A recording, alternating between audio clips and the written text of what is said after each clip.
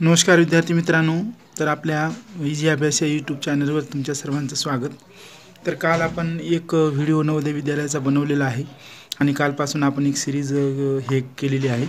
तर हे जे आजचे जे काही गणित आहे ते सर्व कालच्या व्हिडिओवर अवलंबून आहेत आणि त्याच्यामुळे तो अगोदर तुम्ही व्हिडिओ तो बघून घ्या, म्हणजे हे गणित तुम्हाला आणखीन समजतील। चला तर मग सुरू करूयात आजच्या व्हिडिओला। संख्या आणि संख्याज्ञान हे जे आपलं प्रकरण आहे, तर याच्यावर आज आपण म्हणजे त्याच्यावर कशा पद्धतीने प्रश्न विचारले जाऊ शकतात याच्याबद्दल आपण थोडक्यात बघणार आहोत। तर पहा, पहिला प्रश्न आहे 1052 हे अंक वापरून बनणारी सर्वात लहान संख्या कोणती।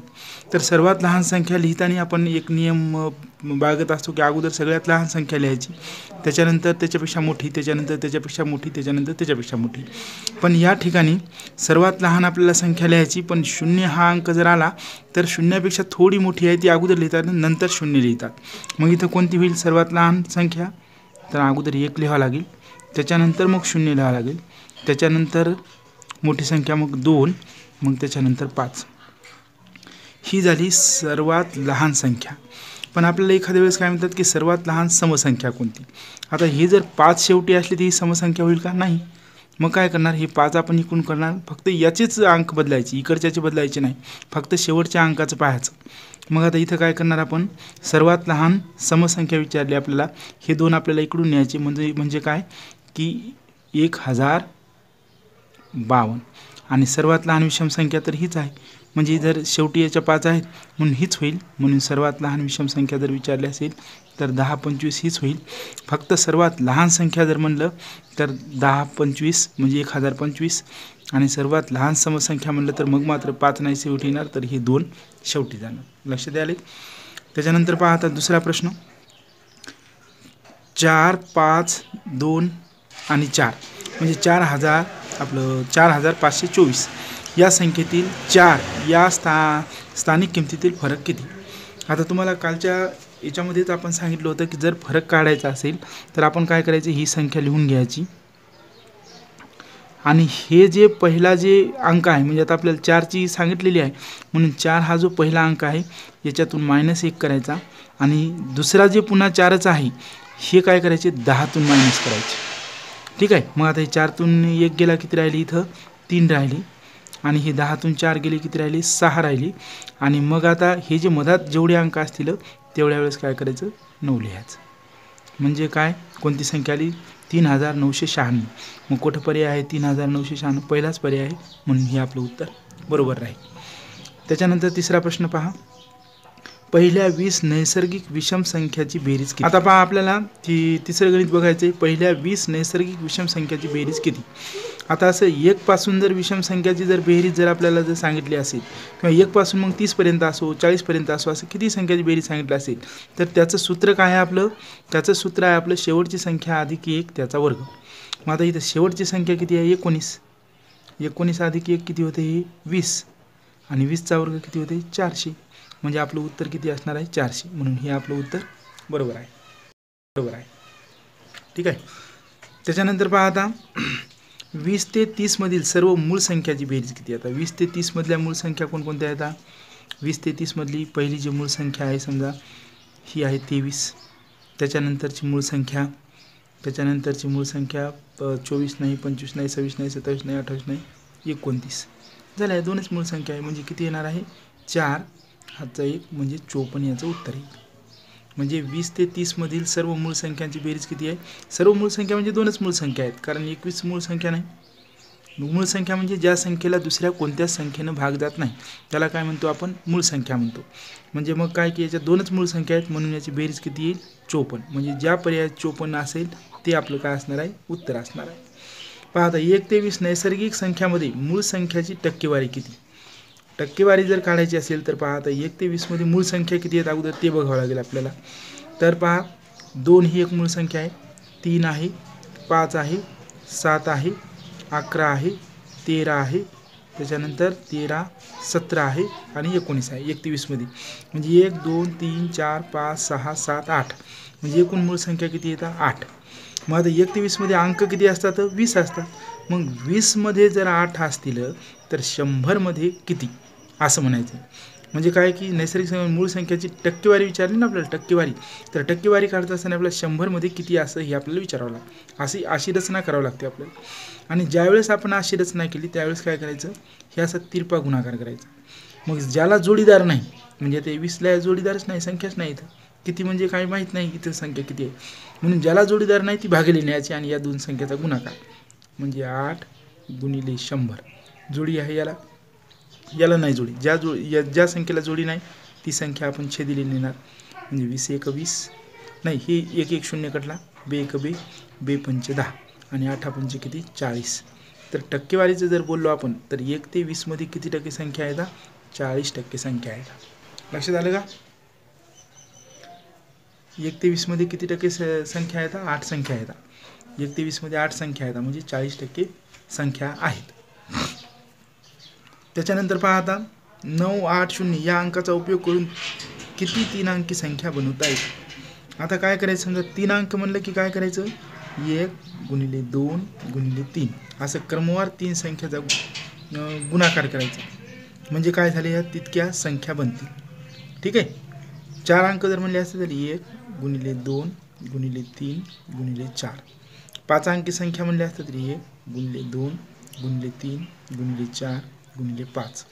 म्हणजे 3 अंकी संख्या किती बनायला आपल्या, बे 1 बे आणि 3 2 6 6 बनायला येतात. याचं बे 1 बे, त्याच्यानंतर बे 3 6 आणि 6 चौक 24, याच्या 4 अंकी 24 संख्या बनत असतात. आणि 5 अंकी किती बनतात, म्हणजे पहा बे 1 बे, त्याच्यानंतर बे 3 6 6 चौक 24 आणि 24 पंचे 120. तर अशा ह्या संख्या बनत असतात. मग आता पहा, कधी बी समजा आता इथं आपल्याला एखादा अंक जर शून्य दिला, त्याच्यापैकी कोणताही बी समजा संख्या दिला, तर 3 अंकी संख्या आहे, 3 अंकीपासून 6 संख्या बनतात हे आपल्याला माहीत आहे. पण शून्य जर दिला, आता याच्याहून काय करणार आपण की प्रत्येक अंकापासून 2 2 संख्या बनतात असं आपण करीत धरू. एका अंकापासून, या अंकापासून 2 संख्या, या अंकापासून 2 संख्या, या अंकापासून सुरुवात होऊन 2 संख्या. पण या अंकाने जर सुरुवात केली आपण, समजा आता याची एक अंक संख्या बनवली आपण की 0 9 8 ही एक संख्या झाली. पण ही संख्या आपली 3 अंकी होत नाही, तर ही संख्या किती झाली, 2 अंकी झाली. त्याच्यानंतर दुसरी या 0 पासून संख्या 0 8 9 ही पण 3 अंकी संख्या नाही, कारण ही पण 2 अंकी आहे. म्हणजे या 6 मधले हे 2 मायनस करायचे आपण, हे 2 मायनस करायचे, म्हणजे किती संख्या राहतील आपल्या, 6 - 2 बरोबर 4 संख्या राहतील. म्हणजे 4 हे आपलं उत्तर यायला पाहिजे. त्याच्यानंतर एखाद्या वेळेस जर 4 अंक दिले असेल, त्याच्यात जर एखादा शून्य असेल, म्हणजे आता 4 पासून किती अंक बनतात, 24. मग 24 भागिले 4 म्हणजे एका अंकापासून संख्या किती बनतात ती, मग किती आहे ते 4 1 4 4 6 24. म्हणजे एका अंकापासून किती संख्या बनायला, तर 6. ठीक आहे. मग जर एक जर शून्य जर दिसला आपल्याला, त्याच्यातली 6 मायनस करायची, म्हणजे 24 - 6 करायचे. 24 - 6 बरोबर किती, 18. म्हणजे ह्या आपल्याला किती संख्या मिळतील, 18 संख्या मिळतील. कसं, एक जर शून्य जर आला तर 18 संख्या मिळतील. आणि एकही जर याच्यामध्ये शून्य नाही आला, 4 अंक जर दिले असतील इथं, समजा 1 9 8 आणि 0, तर मग एकही जर शून्य नाही आला तर 24 मिळतील. आणि जर एखादा जर एक अंक जर शून्य आला तर मग त्याच्यातून आपल्याला 6 संख्या मायनस कराव्या लागतील. त्याच पद्धतीने जर 5 अंकी संख्या तयार करायची सांगितलं आणि त्याच्यामध्ये जर एखादा शून्य जर दिसला, तर मग याला 5 भागायचं अगोदर. 5 1 5 5 2 10 2 आले इथं, आणि 5 चौक 20. म्हणजे 24 आपल्याला काय करावं लागतील, याच्यातून मायनस करावं लागतील. म्हणजे 120 मधून जर 24 गेल्या तर मग किती राहिल्या, आता 120 मधून जर 24 गेल्या तर किती राहिल्या, आता 116 राहिल्या. म्हणजे 116 संख्या अशा होती. तर आता बघा, हे जे प्रश्न आहेत, हे प्रश्न म्हणजे आपल्याला काय आहे की हे एक मॉडेल आहे. आणि या एका प्रश्नाचा सराव असा कितीक वेळा करा, कारण काय की या पद्धतीनं अंक बदलून तुम्हाला प्रश्न येऊ शकतो. या पद्धतीनं आता हे जे उदाहरण दिलेलं आहे, या 3च संख्या आहेत, 3च अंक आहेत. तर 3 अंक आहेत, इथे 4 अंक येतील. एखाद्या वेळेस 4 अंकी तुम्हाला विचारू शकतात. तर 4 अंकीत एखादा जर शून्य दिला तर काय, आणि जर शून्य दिला नाही तर किती संख्या. तर हे सगळं तुम्हाला लक्षात घ्यावं लागेल. पहा, त्याच्यानंतरचा प्रश्न काय, पुढील गणितामध्ये गायब झालेले अंक शोधून लिहा. 2015ला प्रश्न आला होता हा. मग आता काय दिले इथं, या दोघाची बेरीज दिली आपल्याला, आणि याच्यातला कोणता गायब अंक झाले, म्हणजे याच्या जागी काय, याच्या जागी काय, या स्टारच्या जागी काय, हे आपल्याला शोधायचं. तर काय, आपण बेरीज करायची सरळ सरळ. 8 आणि 7 किती, 15. 15शील 5 हातचा आला 1. मग आता हे 3 आणि 1 हे तर मोजावं लागतं, त्याच्यामध्ये किती मिळवले की 5 येतात, 3 आणि 1 4, त्याच्यामध्ये फक्त 1 मिळवले की किती येणार, 5 येणार. म्हणजे या असं गोल आणि ते स्टार आहे त्याच्या जागी किती येणार आहे आपला, 1 येणार आहे. त्याच्यानंतर दुसरं पहा, आता झालं इथं 5 आले, हातचाकीचा काही आलेलं नाही. मग आता या 2 मध्ये किती मिळवलं की 1 येतात, 2 मध्ये जर समजा 9 मिळवलं की 2 9 11, 11 1 पुन्हा हातचा आला 1. मग आता 1 आणि 4 किती 5, 5 मध्ये किती मिळवलं की 8 येतात 3. म्हणून मग समजा आता आपल्याला मग असे याचे पर्याय दिलेले असतात की स्टार बरोबर इतकं, हे बरोबर इतकं, हे बरोबर इतकं.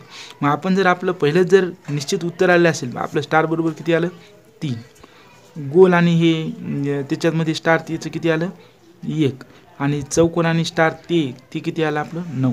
तर 1 3 9 हे आपलं काय असणार आहे, उत्तर असणार आहे. ज्या पर्यायात हे आपले 1 3 9 हे अंक दिलेले असतील, स्टार बरोबर 3, हे गोलमध्ये स्टार बरोबर 1 आणि चौकोनमध्ये स्टार बरोबर 9, तर ते आपलं उत्तर काय असणार आहे, करेक्ट असणार आहे. त्याच्यानंतर पुढचा प्रश्न पहा, पुढीलपैकी कोणती संख्या ही संयुक्त संख्या आहे. आता पहा, तुम्हाला 1 ते 100 मध्ये जर समजा विचारलं मूळ संख्या, तर मूळ संख्या किती असतात, 25 असतात. मूळ संख्या म्हणजे त्या संख्येला दुसऱ्या कोणत्या संख्येने भाग जात नाही, फक्त 1 किंवा ती स्वतः ती संख्या असंच तिला भाग जाऊ शकतो त्याच संख्येनं, बाकी दुसऱ्या कोणत्या संख्येने भाग जात नाही. त्याच्यानंतर 1 ही अशी संख्या आहे की ती मूळही नाही आणि संयुक्तही नाही. 1 काय आहे, मूळ संख्या नाही, मूळ संख्या नाही आणि ती संयुक्त संख्याही नाही. मग आता याच्यातल्या 26 गेल्या 100 पैकी, म्हणजे मूळ संख्या ह्या, आणि 1 ही मूळही नाही संयुक्तही नाही. मग राहिलेल्या ज्या काही 74 संख्या आहेत याला म्हणतात संयुक्त संख्या. याला काय म्हणतात, संयुक्त संख्या. मग आता संयुक्त संख्या म्हणजे काय, की त्याला कोणत्या नाही कोणत्या संख्येनं भाग जातो, त्याला काय म्हणतात संयुक्त संख्या. म्हणजे आता पहा 29 ही मूळ संख्या आहे, म्हणजे ही संयुक्त संख्या नाही. आपल्याला काय विचारलं, संयुक्त संख्या कोणती आहे, म्हणजे ही संयुक्त संख्या नाही. आता 63ला भाग जातो का, हो, 21 त्रिक 63, 21 त्रिक 63 म्हणजे 21ने भाग जातो, म्हणजे ही आहे आपली संयुक्त संख्या. 69ला भाग जातो का, हो जातो, 69ला नाही जातो. 23 त्रिक 69, 23 त्रिक 69 म्हणजे याला पण भाग जातो. आणि 97ला भाग जातो का, याला नाही जात. म्हणजे मग आपल्याला जर प्रश्न जर विचारला, आता इथं पर्याय दिलेले आहेत, इथं मी पर्याय समजा 59 असं द्यायला पाहिजे होता, ठीक आहे. तर मग काय की आता आपल्याला 59 ही 69 ही मूळ संख्या होती, पण 59 ही मूळ संख्या ही मूळ संख्या आहे, आणि मग ही मात्र ही मूळ संख्या आहे, आणि ही मूळ संख्या आहे, ही मूळ संख्या आहे. मूळ संख्या कोणती नाही, ही, म्हणून ही 63 काय आहे, संयुक्त संख्या. एकूण 1 ते 100 मध्ये 74 संयुक्त संख्या असतात, ही गोष्ट लक्षात राहू द्या. एखाद्या वेळेस तुम्हाला असाही प्रश्न विचारतील की 1 ते 100 मध्ये रिकामी जागा इतक्या संयुक्त संख्या आहेत, तर त्यावेळेस आपल्याला हे 74 ही उत्तर देता आलं पाहिजे. त्याच्यानंतरचा 9वा प्रश्न पहा, 1 हा अंक 1 ते 100 मध्ये किती वेळा येतो. मग आता हे आपल्याला माहीत पाहिजे की 1 ते 100 मध्ये 0 हा 11 वेळा येतो, 1 हा अंक 21 वेळा येतो, आणि मग 1 ते 9 नाही 2 ते 9 म्हणजे 2 3 4 5 6 7 याच्यातला कोणताही जरी आकडा आला 9 पर्यंत, तर तो किती वेळा येतो, 20 वेळा येतो. मग आपल्याला काय विचारलं, 1 हा अंक 1 ते 100 मध्ये किती वेळा येतो, तर किती वेळा येणार 1, मग 21 वेळा, म्हणजे 21 हे आपलं उत्तर राहणार आहे. पहा आता 5321 या संख्येतील कोणत्या अंकाचे स्थानीय मूल्य. आता हे आपल्याला स्थानिक किंमत देऊ शकत होते, मूल्य म्हणजे किंमत, मूल्य म्हणजे किंमत, म्हणजे स्थानिक किंमत म्हणजे काय, स्थानिक किंमत, स्थानिक किंमत. मग आता हे याच्यामध्ये या संख्येतील कोणत्या अंकाचे स्थानीय मूल्य म्हणजे काय, स्थानिक किंमत सर्वात जास्त आहे. मग या 5ची स्थानिक किंमत किती होईल, 5000. 5 लिहितात, त्याच्या पुढे जेवढ्या संख्या असल्या तेवढी 0 लिहितात. त्याच्यानंतर 3ची स्थानिक किंमत किती, 300. 2ची स्थानिक किंमत किती, 20, आणि 1ची स्थानिक किंमत किती, 1. म्हणून याच्यापैकी सगळ्यात मोठी संख्या कोणती, 5000. म्हणून 5 ही जो अंक आहे का नाही, तर हा अंकाचं स्थानीय मूल्य किंवा स्थानिक किंमत सर्वात जास्त आहे, म्हणून 5 हे आपलं काय राहणार आहे, उत्तर राहणार आहे. म्हणजे 5 कोणत्या ज्या पर्यायात आपल्याला उत्तर दिलेलं आहे त्या पर्यायामध्ये हे 5 आपलं उत्तर राहणार आहे. तर विद्यार्थी मित्रांनो, अशा पद्धतीचे प्रश्न येतात. प्रत्येक प्रश्न म्हणजे तुमच्यासाठी फार महत्त्वाचा आहे आणि म्हणून या एका प्रश्नाचा सराव तुम्ही जास्तीत जास्त वेळा करा. या प्रकारचेच प्रश्न येतात, फक्त इकडं अंक बदलतात आणि या पद्धतीनं जर तुम्ही सराव जर केला तर तुम्हाला नक्की यश मिळाल्याशिवाय राहणार नाही. तर व्हिडिओ जर आवडला असेल तर व्हिडिओला लाईक करा, शेअर करा आणि सबस्क्राईब करायला विसरू नका. कारण व्हिडिओ सबस्क्राईब केला म्हणजे आपलं जर चॅनल तुम्ही सबस्क्राईब केला असेल तर मी जो व्हिडिओ इकून टाकला की लगेच तुम्हाला त्याचं नोटिफिकेशन मिळून जातं आणि तो व्हिडिओ मी अपलोड केल्या तुम्हाला तो म्हणजे पाहता येतो. यासाठी चॅनलला सबस्क्राईब करा आणि आवडला जर असेल तर शेअर करा. आज आपण इथे